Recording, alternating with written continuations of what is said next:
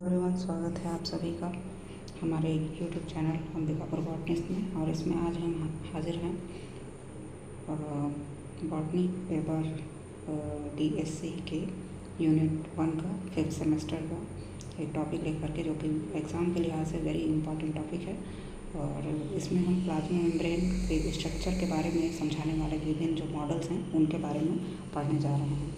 इसमें सबसे पहले हम देखने जा रहे हैं अर्ली लिपिड मॉडल्स, यानी कि लिपिड मॉडल्स को शुरुआत में एक्सप्लेन करके प्लाज्मा मेम्ब्रेन के स्ट्रक्चर को समझाने के लिए जो विभिन्न वैज्ञानिकों के द्वारा अलग अलग थ्योरीज दी गई थी, वो इस लिपिड मॉडल्स के अंतर्गत स्टडी की जाती है। ये 1890 से 1825 के बीच में जितनी भी स्टडीज़ हुई थी, उसमें यह पाया गया कि प्लाज्मा मेम्ब्रेन के चारों ओर जो प्लाज्मा मेम्ब्रेन का जो पूरा स्ट्रक्चर है वो लिपिड का बना हुआ होता है। ओवरटन मॉडल शुरुआत में बताया गया 1895 में, जिसके अनुसार ये बताया गया कि लिपिड सॉल्यूबल सब्सटेंस होता है जो कि सेल के चारों तरफ एक सिंगल लेयर की तरफ पाया जाता है, उसी को हम प्लाज्मा मेम्ब्रेन कहते हैं। फिर गर्टर और ग्रेंडल ने 1925 में रेड ब्लड सेल्स के चारों ओर लिपिड की एक लेयर एक्सट्रैक्ट की थी, सिंगल लेयर, और इससे उन्होंने बताया कि लिपिड की एक सिंगल लेयर सेल के बाहर पाई जाती है, जिसको हम प्लाज्मा मेम्ब्रेन कहते हैं। फिर बाद में और खोजें हुई, जिसमें कि पता ये चला कि जो RBC के बाहर में जो प्लाज्मा मेम्ब्रेन की लेयर जो होती है वो सिंगल लेयर की ना हो करके डबल मेम्ब्रेनस होती है। इसके बाद फिर अगला जो मॉडल आया उसे कहते हैं हम सैंडविच मॉडल और यूनिट मेम्ब्रेन मॉडल। इनको हम तुलनात्मक रूप से कुछ ऐसे स्टडी करते हैं कि सैंडविच मॉडल जो दिया था वो डेवसन और डैनियली ने दिया था। इनके अनुसार 1935 में इन्होंने इसको दिया था, और इनके अनुसार इस मॉडल का नाम इन्होंने जो दिया था वो था लिपोप्रोटीन सैंडविच कॉन्सेप्ट। और इसमें यह बताया गया था कि जो प्लाज्मा मेम्ब्रेन का जो स्ट्रक्चर होता है वो सिंगल लेयर का ना होकर के डबल लेयर का होता है, और यह सेंटर में एक फॉस्फोलिपिड 2 लेयर की फॉस्फोलिपिड कोट होती है, और जिसके दोनों साइड में आपको हाइड्रोफोबिक प्रोटीन की शीट्स पाई जाती हैं। इस जो पूरा मॉडल था प्लाज्मा मेम्ब्रेन का, वह यह बताने में सक्षम नहीं था कि प्लाज्मा मेम्ब्रेन की परमेबिलिटी यानी कि पारगम्यता का कारण क्या होता है, और उसमें से हाइड्रोफिलिक सॉल्यूट्स कैसे पार होते हैं, और जो हाइड्रोफोबिक नेचर होता है प्लाज्मा मेम्ब्रेन का, इंटीरियर पार्ट के जो प्रोटीन्स होते हैं उनका, उसका क्या रीज़न होता है, इसको ये समझाने में सक्षम नहीं था। तो इसके बाद आया रॉबर्टसन का यूनिट मेम्ब्रेन मॉडल 1957 में। यह एंडोप्लाज्मिक आपका जो प्लाज्मा मेम्ब्रेन का जो स्ट्रक्चर है उसको यह इस प्रकार से बताता है कि जब हम इसको इलेक्ट्रॉन माइक्रोस्कोप के अंदर देखते हैं तो ये जो प्लाज्मा मेम्ब्रेन है वो 7.5 नैनोमीटर का रेलवे ट्रैक की भांति एक स्ट्रक्चर दिखाई पड़ता है, जिसमें डार्क अपीयरेंस हमें दिखाई पड़ता है। और इसमें यह समझाने में यह मॉडल थोड़ा सक्षम नहीं हुआ कि जो सेलुलर मेम्ब्रेन्स होते हैं, बाकी के ऑर्गेनल्स में भी जो मेम्ब्रेन्स होते हैं उनमें प्रोटीन की कंपोजिशन क्या होती है, और बाहर के जो सेल के बाहर में जो मेम्ब्रेन होती है उसमें क्या कंपोजिशन होता है। तो अब जब ये सारी चीज़ें होने लगी तो सिंगर और निकल्सन ने 1972 में फ्लूइड मोज़ाइक मॉडल लेकर के आए, जो कि आज हम जिसको सबसे ज़्यादा मान्यता प्राप्त है और जिसको हम स्टडी करते हैं। और ये एग्ज़ाम के लिहाज से शॉर्ट नोट्स में भी समटाइम्स पूछा भी जाता है, तो इसको आप अच्छे से ध्यान से सुनिएगा और नोट डाउन भी करेंगे। सिंगर निकोलसन के द्वारा इस मॉडल को 1972 में दिया गया था। इसका नाम था fluid mosaic model of plasma membrane. यह क्वासी फ्लूइड मैट्रिक्स का बना हुआ होता है, यानी कि पूरा जो मेम्ब्रेन है वह लिपिड्स का दो लेयर से बना हुआ पूरा एक स्ट्रक्चर होता है, जिसमें कि यह जो लिपिड के जो मॉलिक्यूल्स होते हैं आपस में अपोजिट साइड्स में एक दूसरे से जुड़े हुए होते हैं। और लिपिड का जो पूरा स्ट्रक्चर है वो 2D मैट्रिक्स की भांति पूरे सेल में चारों तरफ आपको यूनिफॉर्मली देखने को मिलता है। इसमें प्रोटीन्स जो हैं मोज़ाइक के रूप में पूरे लिपिड के लेयर में जगह जगह पर धंसे हुए टाइल्स की तरह पाए जाते हैं, और कंटिन्यूअस ये शीट में फ्लोट होते रहते हैं लिपिड्स के साथ में। इनमें थर्मोडायनेमिक स्टेबिलिटी पाई जाती है।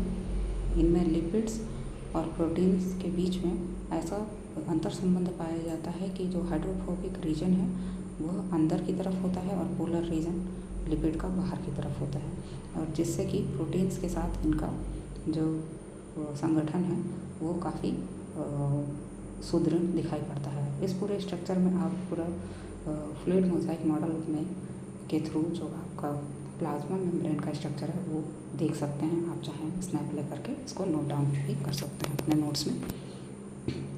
इसके जो प्रमुख कंपोनेंट्स होते हैं प्लाज्मा मेम्ब्रेन के इस मॉडल के अनुसार वो होते हैं फॉस्फोलिपिड एम्फीपैथिक मॉलिक्यूल्स होते हैं, यानी कि ऐसे लिपिड्स जिसमें फॉस्फोरस के एलिमेंट्स पाए जाते हैं, और यह बाई लेयर होता है। ये पूरा फॉस्फोलिपिड का लेयर 2 लेयर्स में पाया जाता है, और ये नेचर से हाइड्रोफिलिक फॉस्फेट के हेड इनका फॉस्फेट का बना होता है, और जो इसका टेल है वो लिपिड का बना होता है, और जो फॉस्फेट वाला जो हेड होता है वो हाइड्रोफिलिक होता है, जबकि फैटी एसिड या लिपिड वाला जो लेयर होता है वो हाइड्रोफोबिक होता है।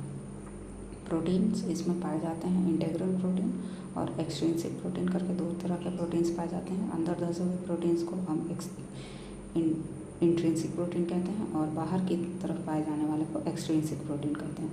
ये विशेष तरह के जो सब्सटेंसेस होते हैं उसको चैनलिंग का काम करते हैं। इनमें कोलेस्ट्रॉल और शुगर्स की भी कंटेंट पाई जाती है, और यह थर्मल बफर की तरह कार्य करते हैं, यानी कि सेल को बाहर के टेम्परेचर और पीएच से उसकी होम्योस्टेसिस को बनाए रखते हैं। यहाँ पर जब आप पूरे मेम्ब्रेन का डायमेंशन और कंपोजिशन देखें तो 5 से 10 नैनोमीटर थिकनेस का पूरा मेम्ब्रेन आपको मिल जाता है। आरबीसी जो ह्यूमंस में पाई जाती है वहाँ 52% प्रोटीन, 40% लिपिड, 8% कार्बोहाइड्रेट और बाकी सारे सब्सटेंसेस मिलते हैं। माइलिन शीथ में ये 8% प्रोटीन, लिपिड आपको 76% इस तरीके से, और माइटोकॉन्ड्रियल मेम्ब्रेन में यही जो कंटेंट है वो 76% प्रोटीन, 24% लिपिड का आपको मिल जाएगा। लिपिड राफ्ट भी इसमें आप देख सकते हैं। ये एक नए तरीके का मॉडल है जो 1997 में प्रपोज किया गया साइमंस और इकोनन के द्वारा, और इन्हीं के नाम पर इसको साइमंस इकोनन थ्योरी कहा जाता है। इसके अनुसार पूरा जो आपका प्लाज्मा मेम्ब्रेन है वो लिपिड का एक राफ्ट होता है, यानी कि उसकी एक लहर होती है, और यह डायनेमिक होता है, लगातार इसमें चेंजेस होते रहते हैं, और इसमें कई स्मॉल नैनोमीटर साइज़ के डोमेन्स यानी छोटे छोटे स्ट्रक्चर्स प्रेजेंट होते हैं जो कि sphingolipid, cholesterol, GPI, anchored proteins के रूप में इसमें पाए जाते हैं, जो लगातार अपने पोजीशन को चेंज करते रहते हैं और उनमें चेंजेस आते रहते हैं। जैसे जैसे सेल की स्थिति बदलती है वैसे वैसे इसमें चेंजेस भी आते रहते हैं, इस थ्योरी का ऐसा कहना है। और इसी वजह से सिग्नल ट्रांसडक्शन, वायरस की एंट्री है ना, इन्फ्लुएंजा या HIV वायरस की एंडोसाइटोसिस, एक्सोसाइटोसिस और साइटोस्केलेटन एंकरिंग जैसी घटनाएं सेल में इजीली हो पाती हैं। फिर हम कंपैरिजन करते हैं अभी अलग अलग मेम्ब्रेन के मॉडल्स में। तो पहला जो जैसे लिपिड मोनोलेयर की जो मॉडल थी 1895 में ओवरटन की, उसमें single layer lipid solid code के बारे में बताया गया, तो ये ठीक से एक्सप्लेन नहीं कर पाए। फिर आया 1925 में गोर्टर ग्लैंडल का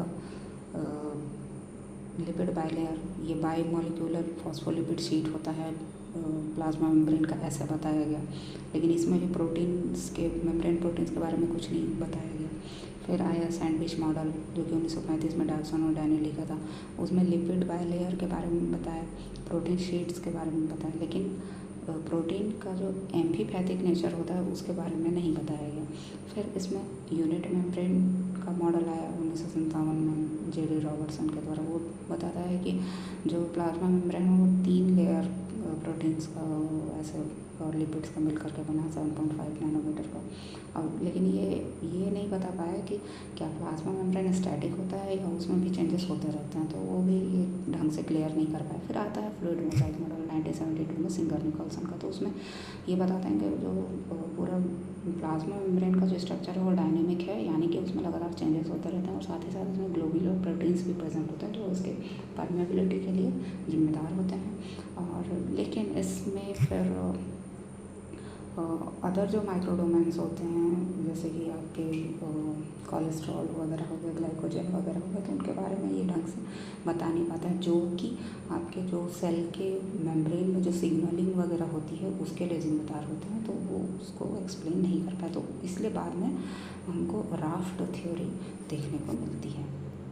फिर इसमें आप देख सकते हैं कि प्रोटीन लिपिड रेशियो जो मेम्ब्रेन का होता है वो कैसा होता है। माइटोकॉन्ड्रियल मेम्ब्रेन में प्रोटीन रेशियो लगभग 76% होता है। फिर आपका आरबीसी में 52% प्रोटीन पाया जाता है। अमीबा का जो प्लाज्मा मेम्ब्रेन है उसमें 54% प्रोटीन, और माइलिन शीट यानी कि आपका जो तंत्रिका तंत्र पे जो कोशिकाएँ होती हैं उसके सेल मेम्ब्रेन में आपको 18% प्रोटीन देखने को मिलता है। और एट लास्ट कमेंट के लिए ओपन है सेक्शन। आपने ध्यानपूर्वक सारा वीडियो देखा होगा, कहीं कुछ ना समझ में आए तो आप ज़रूर कमेंट बॉक्स में क्वेश्चन कर सकते हैं। पेशेंसफुली पूरे वीडियो को देखने के लिए थैंक यू सो मच। इस वीडियो को प्लीज़ लाइक कर दीजिए, चैनल को सब्सक्राइब कर दीजिए और जो ज़रूरतमंद है उन्हें कीजिए शेयर भी कर दीजिए।